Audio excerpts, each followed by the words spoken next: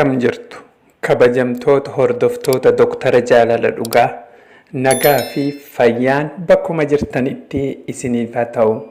Har'a kan laallu amaloota dhiiraa keessaa kan dubartiin baay'ee jaalatan yookaan ammoo kan dubartiin baay'ee itti tolu, kan dubartiin akka jaalalaan sii kuftu godhu keessaa amaloota kamii kan jedhu wajjin laallaa. Hanga dhumaatti akkana wajjin turtan kabajaa guddaan isin gaafadha.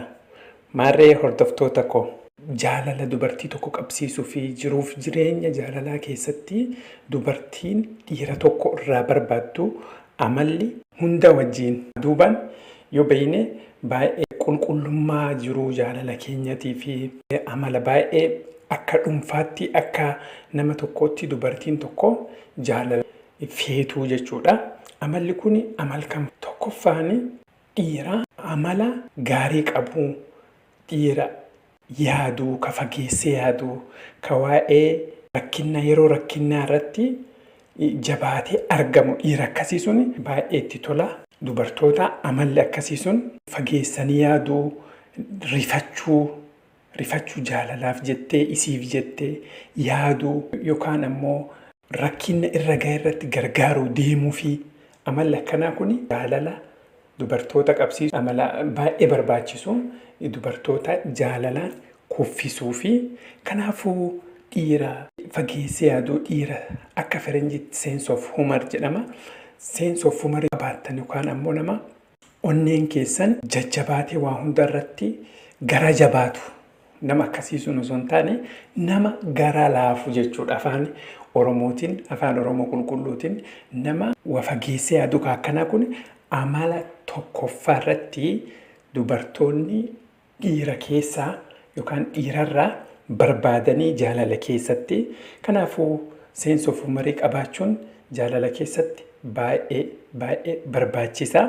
Lammaffaa dhiira kaayoo qabu, dhiira kaayoo ofiitiif, dhiira dalagaa ofii jaalatu, dhiira maatii bulchu, dhiira karoora qabu, dhiira sagantaa fuulduraa qabu, dhiira kaayoo qabu. Dubartoonni baay'een itti boonanii egarillee wajjin jiraadhee na baasaa yookaan ammoo gara jiruu keenyaaf jiruuf jireenya fuulduraafillee naa ta'a ka jedhu waan yaadaniif dhiira dalagaa qabu, dhiira kaayoo qabu, dhiira fuulduraaf fageessee yaadu.